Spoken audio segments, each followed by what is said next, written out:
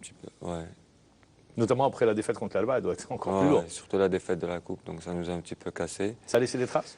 Ouais, ça a laissé un petit peu des traces parce que là, on voulait tellement gagner ce match. Je pense que c'était très important pour nous, vu que dans le championnat, on n'est pas vraiment proche du leader, donc on voulait vraiment se qualifier pour rester bien et tout, et pour pouvoir continuer à jouer le championnat plus à l'aise. Chose qu'on n'a pas pu faire. Et... Ouais, donc, il le dit, il donne justement, comme aujourd'hui, l'équipe se prépare. Climat lourd à l'entraînement, préparer un match important contre Sétif. La défaite en coupe laisse des traces, quoi. C'est pas au mieux. L'ambiance est vraiment à plat. Moi, quand j'entends des choses comme ça, c'est pas dans ces conditions qu'on va préparer un match aussi important que celui de Sétif, qui pourrait être aussi un genre de tremplin. Une victoire sur Sétif pourrait propulser et redonner un peu plus de confiance à l'équipe. Mais dans l'ambiance actuelle, dans l'état... Parce qu'au classement général, vous n'êtes pas au mieux. Hein. Vous êtes plus vers le bas que vers le haut. Oui, 11e, je crois. Ils sont 11e. 11e, ouais, c'est ça. Donc, c'est pas facile de se préparer pour jouer dans une rencontre comme celle-ci. On imagine que quand on est sous le coup d'une élimination, Ouais. qu'on n'est pas payé, qu'il y a les insultes des supporters, on traîne un peu les pieds pour reprendre les entraînements, on a un peu les jambes lourdes, et ça se comprend. C'est-à-dire que tous les facteurs sont défavorables. Et les joueurs de l'Harrach ne méritent pas ça. Ils méritent un peu plus de considération. Bon, je ne remets pas en cause la direction du club, parce que je sais que Mohamed Laïf fait de son mieux. Mais il est seul. Le problème, c'est qu'il est seul. Il faut ramener des sponsors. Ouais, c'est plus facile à dire qu'à faire aussi. Oui, Hein. bon, Parce que comme dirait l'autre, bon, mais il a accepté la responsabilité de ce président. C'est son souci. Oui, moi je pense que tout a une fin. Toutes les séries ont, Il y a séries ont une fin, il y a un cycle. cycle.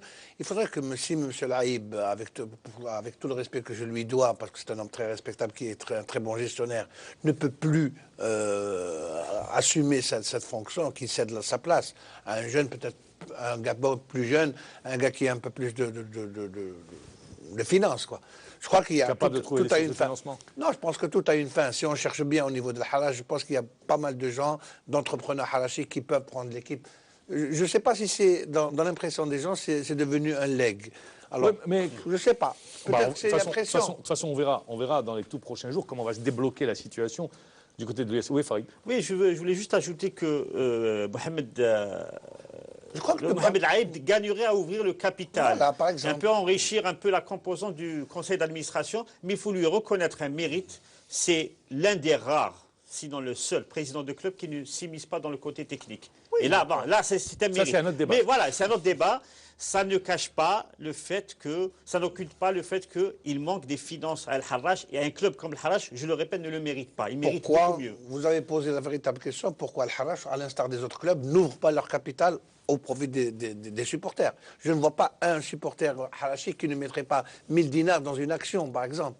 Il faut faire preuve d'imagination à un moment donné pour Oui, trouver bien des sûr. sources de Il ne faudrait financement. pas être ankylosé et rester comme ça. Hein. Ce n'est pas un iceberg, le Harrach ou notre club. Il faudrait s'ouvrir un petit peu, penser à d'autres sources de financement, parce que M. Laïb, de par ses connaissances, de par ses relations, etc., est un homme qui pourrait apporter. Mais, bah, Pour le moment, ce n'est pas le cas. Situation un peu compliquée du côté de l'Harrach pour préparer ce match contre Sétif. Je reviens à vous, Hamza Huitamer.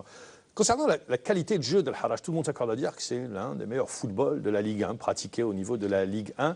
Ce qui fait la force des Harrachis, c'est le fait d'évoluer ensemble. Je parle pour certains joueurs, hein, pas tous parce que ça a bougé, d'évoluer ensemble. On joue mieux ensemble, l'entraîneur s'attarde justement sur certains principes de jeu. Ouais, donc le point le plus important de Al-Harrach, c'est que chaque joueur joue pour l'équipe.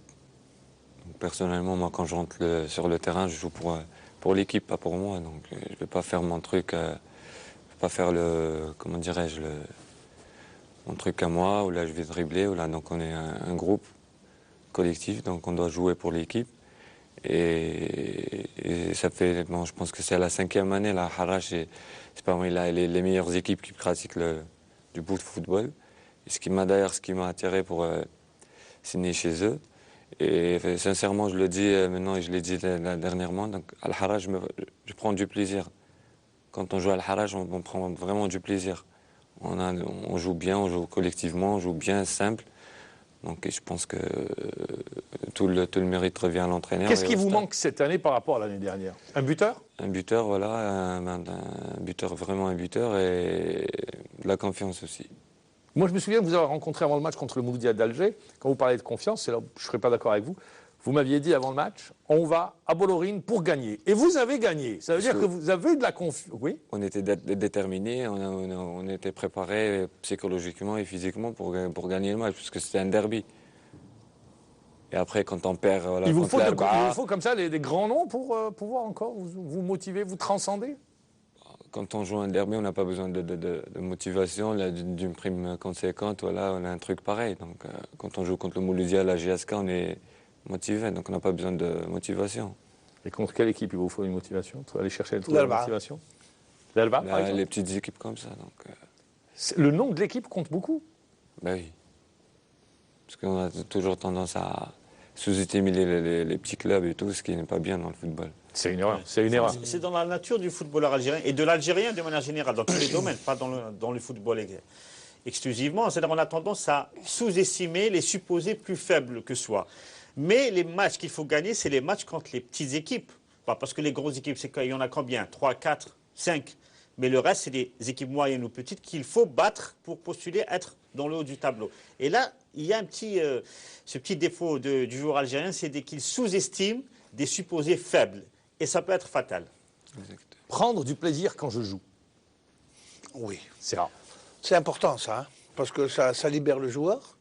Le joueur est complètement libéré. Il a des sensations de plaisir parce que d'abord, il aime jouer, il aime se faire plaisir et faire plaisir, donner du spectacle. Et c'est ça ce qu'on attend de tous les Alors, c'est le footballeurs. Harrach qui a fait Boualem Charef ou c'est Boualem Charef qui fait aujourd'hui que le Harrach soit à ce niveau-là? Je crois que c'est un mariage réussi. Hein. J'espère qu'il va durer le plus longtemps possible parce que Boualem a apporté sa touche un petit peu, sa rigueur sur les principes, etc. Et il a une panoplie de joueurs quand même de talent qu'il ramène, qu'il déniche un peu partout, lui et son staff. Donc il y a cette symbiose qui donne des résultats pareils, parce que Harrach vraiment joue un beau football, effectivement. Mais la situation financière d'El Harrach handicape fortement le travail de Boualem Charef. Parce que chaque année, il doit rebâtir une autre équipe, recommencer le travail fait l'année d'avant. Cette année, ça n'a pas bougé, non? Ça n'a pas beaucoup bougé. Non, il y a eu des départs. Quelques départs. Demou qui est parti. Bounjah. C'était non des moindres. Demou, Il y a Tatem qui est parti. Tatem et Toharé aussi. Et Yaya. Ça fait 5 joueurs. 5 joueurs titulaires. C'est la moitié de l'équipe, c'est la moitié de l'ossature. C'est beaucoup. Donc, le travail de Boualem Charef aurait pu être meilleur s'il garde 2 années ou 3 années de suite la même ossature. Là, on pourrait voir sur le long terme... Et surtout renforcer, parce que voilà. la même ossature, mais le principe, c'est de renforcer. Je pense que c'est la politique un petit peu du club qui est faite comme ça. Là où à chaque fois qu'il y a un joueur qui émerge, on le vend pour renflouer les caisses. Est-ce que le Harrach a maintenant cette dimension de viser plus haut encore si elle a cette tendance à vendre ses meilleurs joueurs à la fin de chaque saison? C'est ça la grande... En termes d'ambition pour les joueurs, pour vous, joueurs, c'est pas un peu frustrant au bout d'un moment?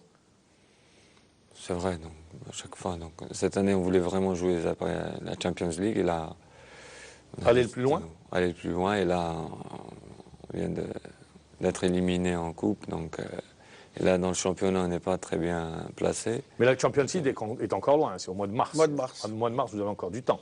Au mois de février, je Au crois. mois de février, les premiers tours préliminaires. Le 17. Vous avez encore du temps. Février, encore 2 mois. Ouais. On va bien se préparer, j'espère, pour... Mais vous avez les moyens techniques d'aller en Champions League? D'accord, peut-être de passer le premier tour, mais d'aller jouer la poule. Ouais. Quand on voit aujourd'hui les équipes présentes en Champions League.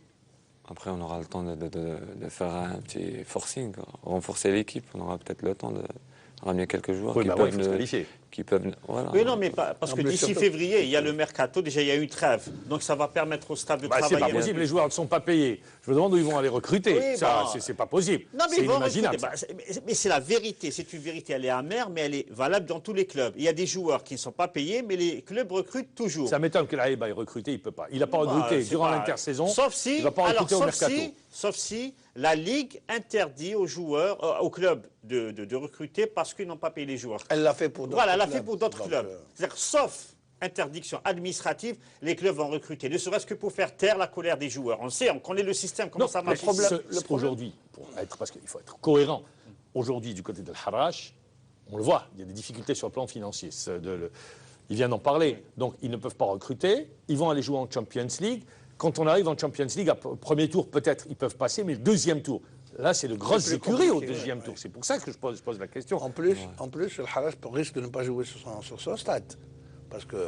Oui, non, il y a ils joueront déjà- pas. Non, je parle. Non, s'ils mettent la fameuse tribune métallique. Là, en qui Champions pourra- League, non, ils joueront pas. Ils ne là-bas. joueront pas, le stade n'est pas Le homologué stade par n'est la pas CAF. homologué. Ouais, en Champions D'accord, League, il y a ils pas de joueront problème. Alors c'est encore plus grave encore, parce que ça va les faire sortir un petit peu de leur